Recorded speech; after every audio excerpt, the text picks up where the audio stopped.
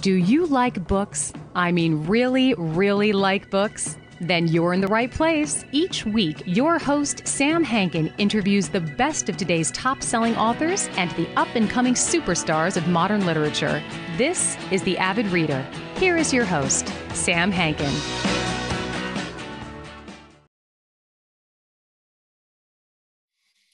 Hey everyone, so thanks for joining us today as always, and whether it's 10 years or 700 guests, we're somewhere around there. So today, our guest is Rose Szabo. She's here to talk to us about her very first novel, What Big Teeth, which was published in February by Rose Strauss and Giraud. Rose has written some short stories about monsters, and has also started on a young adult duopoly, The River City, the first of which is called We All Fall Down. So What Big Teeth is called a novel about monsters and horror and werewolves and a yucky mer creature, magic, strange, violent group of people in a world populated by lots of unsavory images and visions. But as I read it, I really thought it was a book about a family that I almost kind of felt were a nice bunch of people. Sure, they had their issues, but no more than like a family in a Jonathan Franzen or John Updike novel. And it was pleasant reading about their interactions, their Jane Eyre and Wuthering Heights angst and confusion. And I don't really like books about werewolves and vampires and such, like Abraham Lincoln Vampire Hunter. And either does Rose's grandmother, by the way.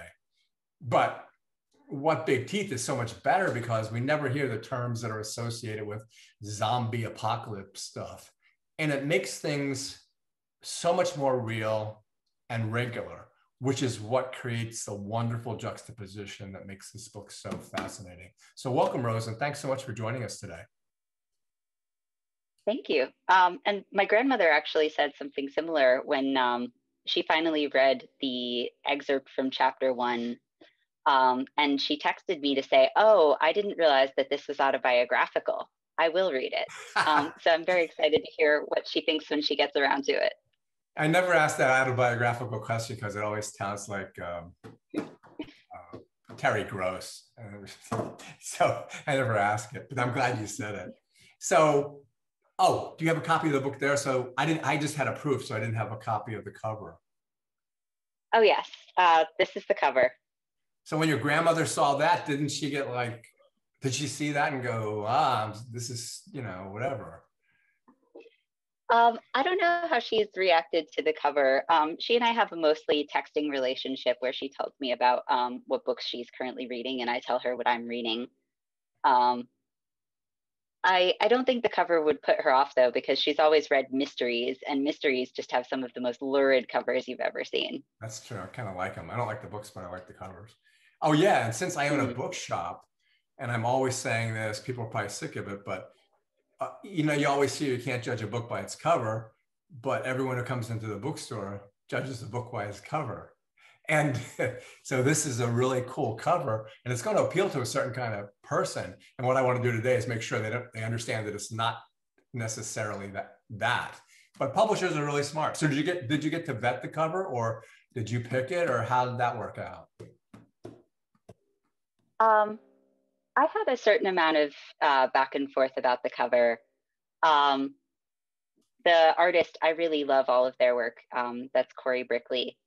There were 3 versions of the cover, and Corey and I were actually really plugging very strongly for one where there's like a long strip of the cover that's been torn away to like show just a swirling mass of darkness and teeth. And the publisher liked this like much smaller little bit more. And I was amazed at how like strong my feelings were about that. But they asked me to trust them because they said that this cover would speak to the audience of like young adult readers who liked horror. And so far, the response to the cover has only been positive. Everybody who's seen it has just said, "Oh, it's so stunning. Oh, it took my breath away." So that's been exciting. I would always trust publishers because they're trying to sell books. So I figure, they know best, Mm-hmm.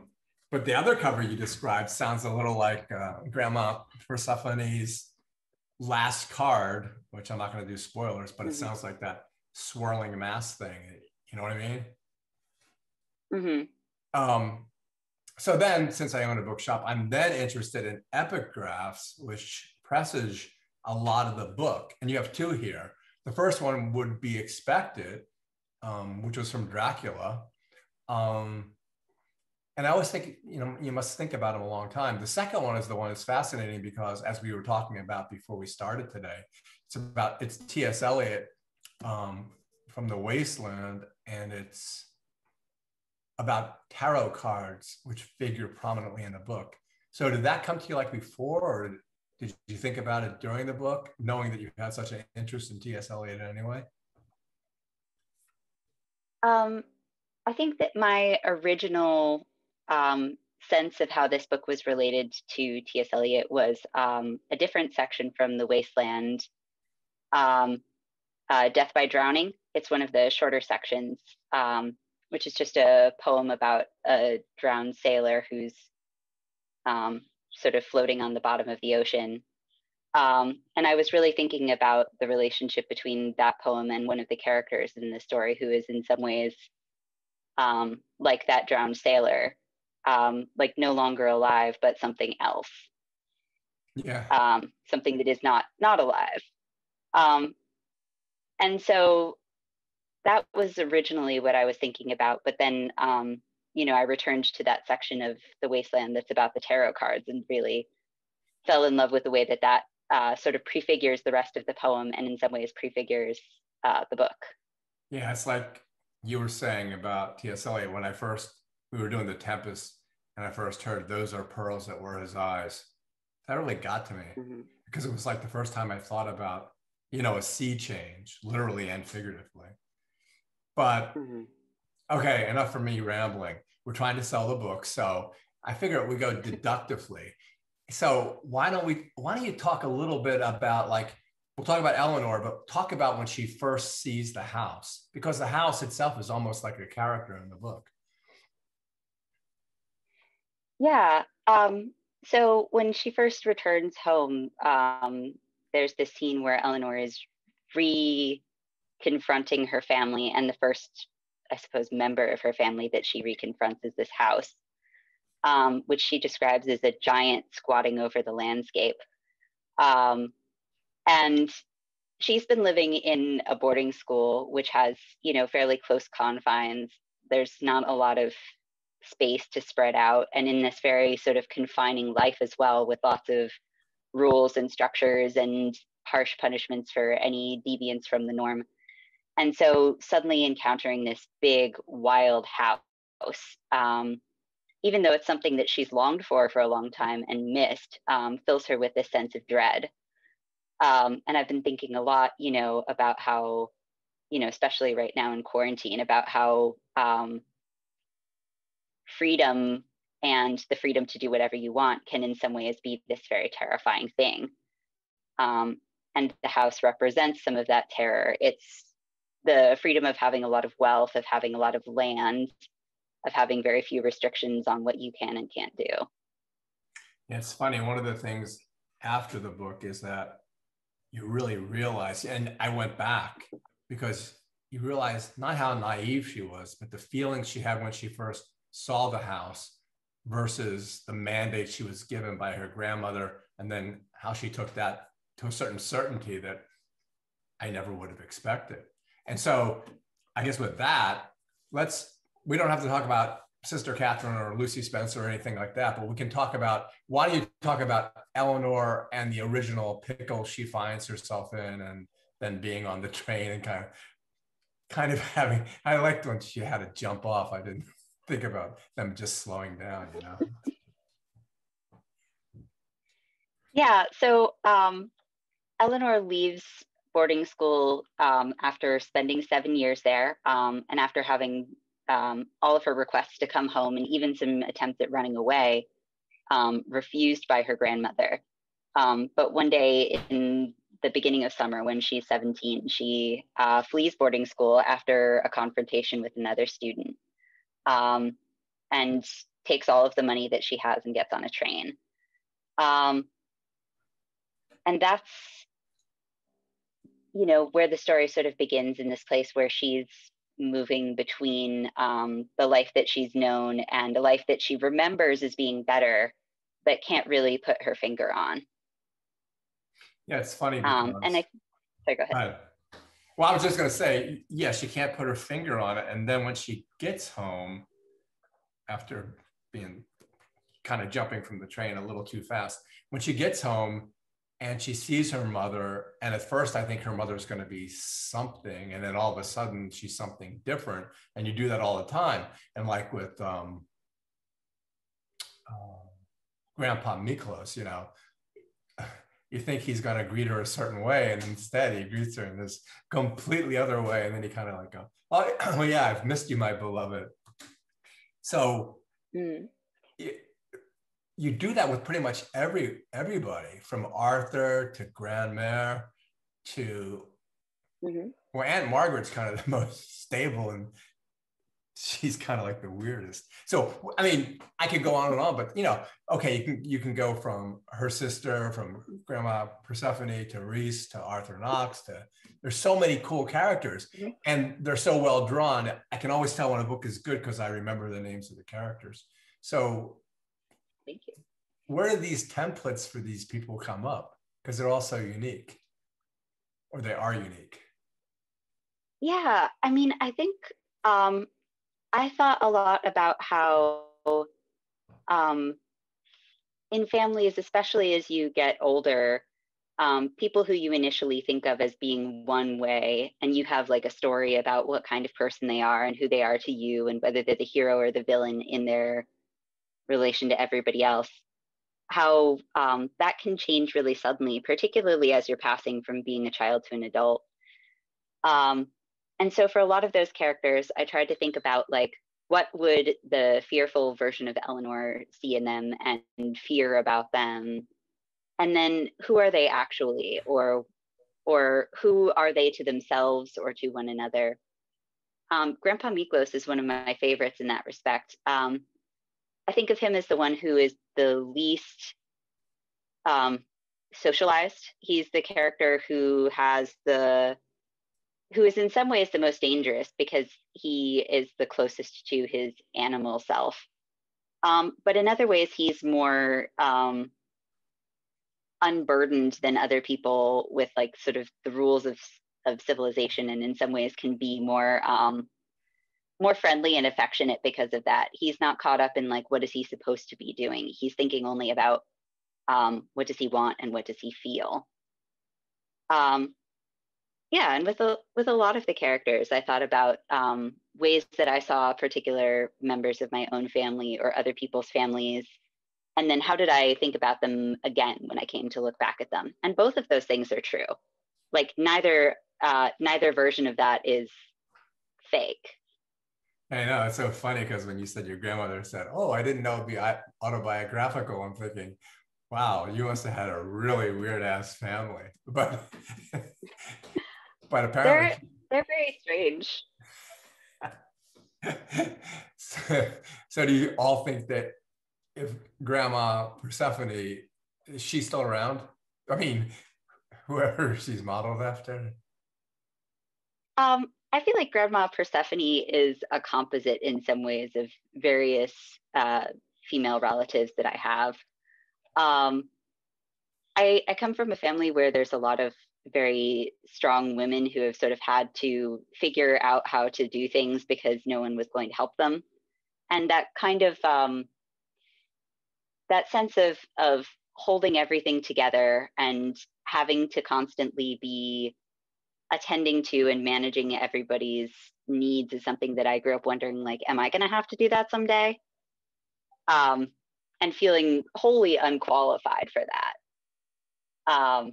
And so I wanted to write a character who was like impeccable at that, to be sort of a foil to Eleanor, who feels that she, couldn't possibly. Yeah, but she does. Mm-hmm. I admire her for what she did. But the other thing is, Miklos is the only one who has like a Marvel Cinematic Universe origin story. And, coming from a land where no one had any words and then ending up in New York. And that was fascinating. And then essentially co-opting an identity and Mm-hmm. Eleanor being kind of like, I don't know, taken aback by that. So yeah, and he kind of started everything too, right? I mean, if it wasn't for him, nobody would be there. Yeah, absolutely. And he is very, very loosely based on my great grandfather, who came from Hungary and settled in Pittsburgh when he was about 17 years old, and lived in a boarding house with a bunch of adult men speaking no English. The earliest record that I found of him is just like, his name and, written under language Magyar, and that's all from him. That's cool. That's like my grandfather too, coming from Belarus, and they changed his name. Same thing. They changed his name at Ellis Island because the Yiddish name was too hard to pronounce, and if I said it to you, I'd have to essentially spit on you in order to say it properly. But yeah, that was a really fascinating part of it, and also the fact that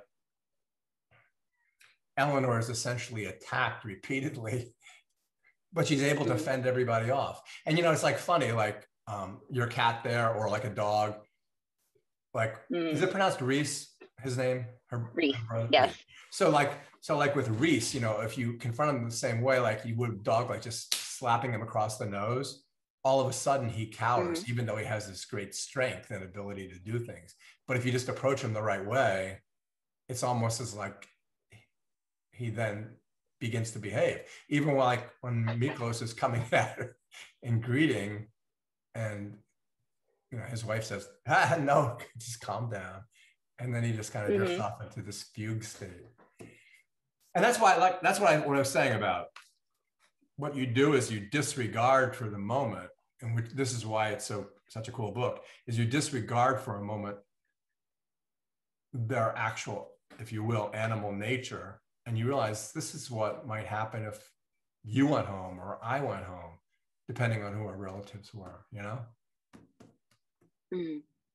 So I assume that was something that you were really searching for, because the reviews have discussed it at length, and I certainly felt that way as well. Yeah, I mean, I was very much trying to capture the feeling of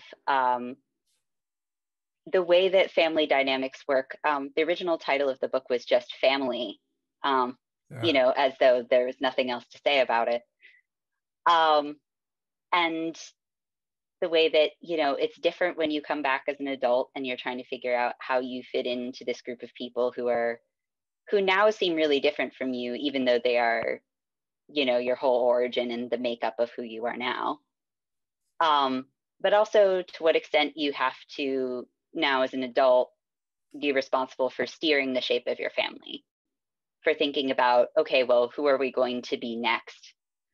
And, Eleanor is this sort of third generation removed from that immigrant experience. And she's very assimilated into a sort of, American and human culture, and has a very different idea about what the family should be than Grandma Persephone might. And some of the conflict between that becomes apparent really early in the book, where she's come home and she's questioning how they do everything and has no patience for the family's many eccentricities. There's a lot of things I could ask about, but they're kind of spoilers, and I don't want to do that. But there's a lot of pivotal points in the book. Oh, I guess the pivotal character in the book is Arthur Knox. So as much as you want to, why don't you describe how he fits in, how he's different, and how the family kind of pivots around him because of their interest in him? Sure. So Arthur is this figure who Eleanor meets when she comes home, and she had forgotten about him completely, but remembers when she does meet him that he once taught her how to play the piano. He's the family's longtime friend. He comes over for dinner often. He helps Grandma Persephone do her taxes. You learn that he's painted several of the portraits in the hall, although no one ever talks about it. And he is the family's obsession. many members of the family have unrequited crushes on him, are obsessed with appealing to him and want to go everywhere that he's going and want to, want him to like them, but don't seem to have any interest in who he is or what he wants, except for Eleanor. Eleanor starts to ask him questions about, how did you meet my father? How long have you been coming to this house? What is your relationship to us? Questions that everyone else is sort of discouraging her from asking. He's sort of the center of the family's long-held secrets in some ways. Yeah. The interesting thing about Eleanor is, like I was saying, you don't see, maybe you don't agree with me, but the way she asks her questions is so straightforward. At first you think, and even the reviews will say she's hesitant, and one review said, I wish she had been more forthcoming, but I thought she was very forthcoming. And it's funny how when she asks her questions straight out, there's usually someone who gives her a dirty look. And that, again, gives you an idea of what might happen. No, it doesn't. It gives you an idea that something's going to happen, but you don't know what it is, because they all are reluctant for her. Like when Aunt Margaret uses that one word, says traitor, it's like, and then you start to think, well, I wonder why they would think that when they're so weird ass. They're such weird ass people. How could anybody be weirder than that? Right. Because she's questioning the way that they have always done things and the sort of unspoken agreements that the family has made with one another over the years. And I think that that's a common dynamic. Like a particular member of a family becomes sort of an identified patient in some ways because they are the person who cannot stand the current system and has to ask questions about it.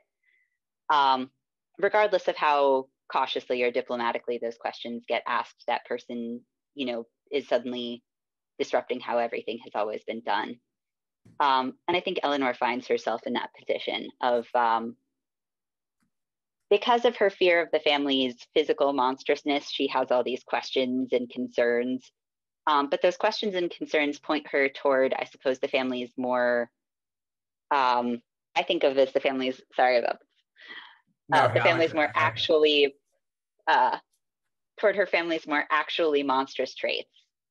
The things that they've done that are actually, evil and worth commenting on and worth changing.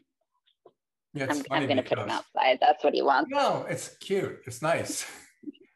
My dog comes up here. He asks better questions than I do anyway.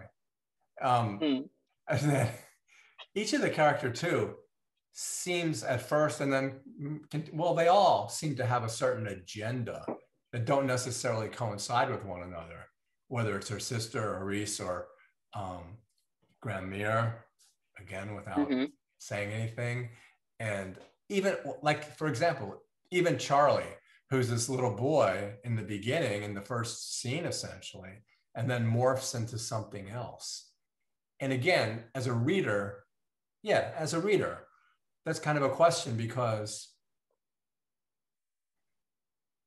it's not that you're left in the dark. It's that you're like in a dark room that has a switch that's a dimmer, and the dimmer just starts going up higher and higher. You know what I mean? Wow, that's a great compliment. Yeah, I mean, I wanted to retain this feeling of mystery, and I also didn't want to give any family member, no family member is sort of part of like the family agenda. They don't have a clear, they don't have like a plan or like a supervillain goal. They're just a pre-existing ecosystem that's now been disrupted. And I always tried to think about, when I was writing, not thinking about plot as much as about group dynamics and what people are teaming up on a particular issue because it matters to them, which two people are having a fight because their personalities clash in this particular way. And most of the conflict in the book, I think there's like conflict is introduced from that, from an outside character, and I'll also try not to make spoilers. But that just so much of the conflict and the rising action of the book is about those existing connections and rivalries and the ways that those escalate. Yeah, and the difference between, say, the corrections or one of, I don't know, even like Portnoy's complaint or something like that, is that there's a lot of blood involved, which there isn't in most of these books, even different kinds of blood.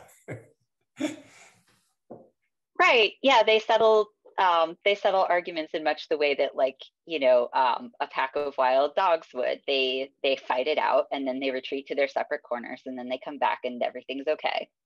And that works for them, but it doesn't work as soon as they have anyone in their family who can't live by the wild dog rules, and they don't know quite how to like accommodate someone who can't. Yeah, it's like watching some show on Animal Planet where like two lions are fighting each other, and it looks like they're killing each other, and they just kind of separate and they're fine.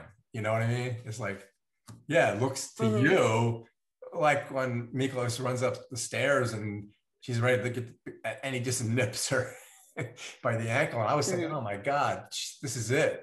And she's thinking this is it too. She's always thinking, oh, I'm going to be murdered.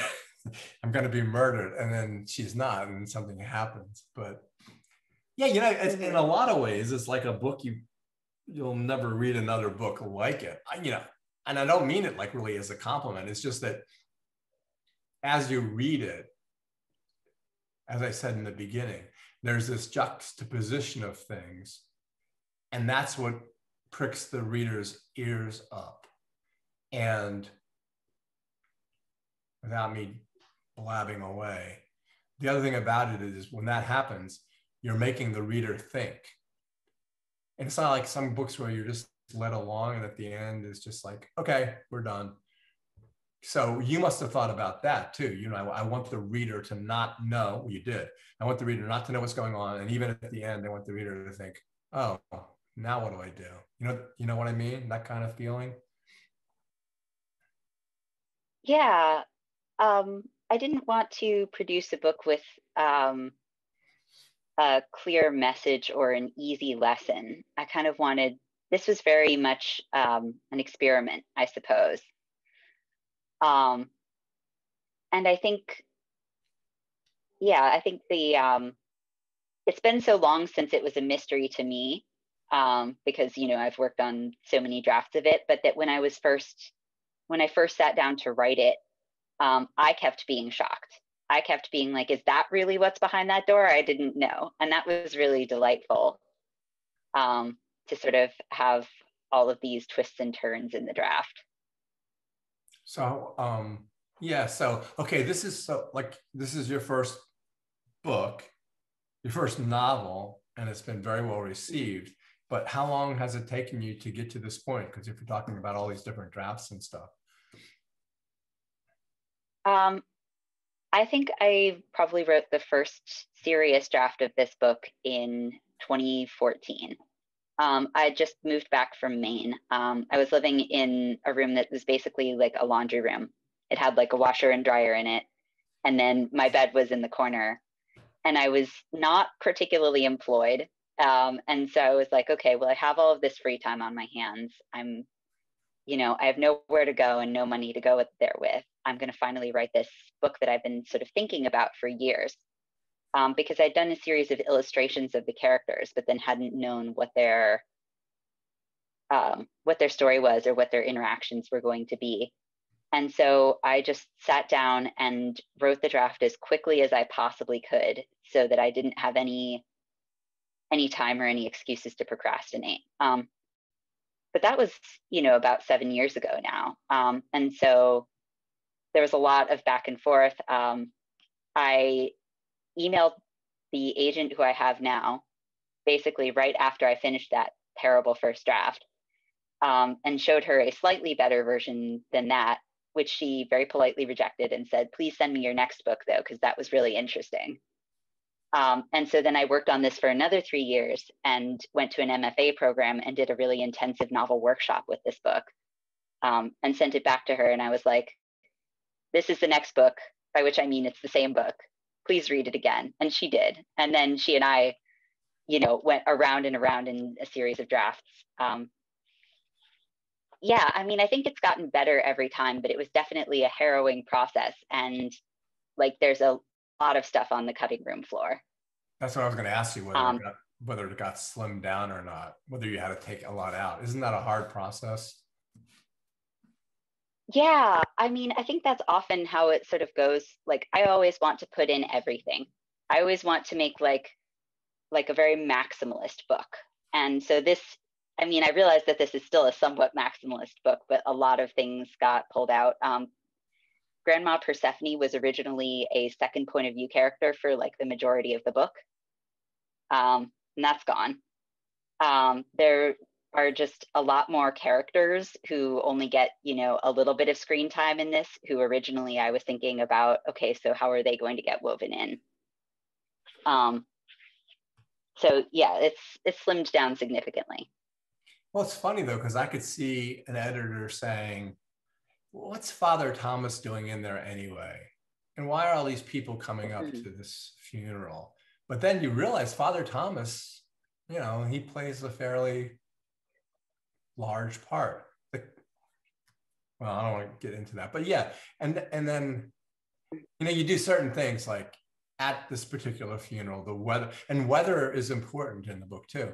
And, the weather everything's like muddy and slickers, and you can almost see what that must have been like, especially like the funerals I've been where everyone takes a little shovel of dirt, and here they had to pick up clods of mud and just throw them on top of the coffin. It's it's like the flowers, the Dracondia. Is there really such a flower? I didn't look it up. I should have. Yeah, there is such a flower. It's like purple and almost black. It's very ominous looking. It looks kind of like an orchid. And is it like, Grandma saying how it could be a love potion or it could be poison? Because when she said that, it obviously, the metaphor was that's what Eleanor could be too. Mm-hmm. Yeah, and I think in a larger way, that's what family can be. Family can either make your life richer and more full of meaning, and bring you this almost boundless joy, or it can be the thing that kills you, over years. And I think that it's very much about how do you choose to use it? How do you let it work upon you? When you said you did illustrations, did you mean like illustrations, or just little thumbnail sketches of what the characters would be like? You didn't draw pictures of them, did you? Or did you? I did. So I found a picture frame in my parents' basement that had no pictures in it. It was one of those big ones that's meant for having like a lot of little portraits set into it. Oh, so cool. And I was sort of annoyed because my family is pretty bad at record keeping. We have like a lot of family stories that are basically urban legends, and that's about it. And so I was like, oh, this is so typical, but here's this like family portrait frame and there's nobody in it. And so I started drawing these little characters to sort of fill it in and going like, yes, this is Cousin Gregory. And Cousin Gregory was, just a dog. And then it sort of went from there. Yeah, that's the one thing, first when I read the review that compared it to the Addams Family, I just kind of sloughed it off. But then I thought about it, and I really like Gomez, and I really like Morticia, and I really like Lurch and Wednesday and Pugsley, and and you can see in your mind as well, especially I forgot who the artist was who did the cartoon. What was his name? Charles Addams. Yeah, and so I can see you doing exactly what he did, like drawing it out and saying, here's the characters. Because Gomez, Yeah, I mean, he was a nice guy. He was cool. He had that little ticker tape reader and Morticia in that dress, and in the greenhouse too. But at the same time, they did have the capability of, you know, imprisoning the postman or killing somebody inadvertently. And but it was all funny. Oh yeah, that's the other thing. There's a certain sense of humor throughout this. Sometimes it's like a very thin thread, but there's always a certain sense of humor. Do you agree, or am I wrong? No, no, I agree. And I think I was very influenced by Charles Addams and also by Edward Gorey at a very Oh, early age. This this idea that something can be, you know, grim and murderous, and also, you know, really funny. And I think I definitely took from the Addams family that idea of the huge sort of sprawling wealthy family with not much to do with their time, and also that idea that there's this sort of from their perspective they're totally harmless. That if and when they hurt somebody, it is not their intention. It is completely by accident. And yet that doesn't make them any less dangerous, even if it makes them more likable.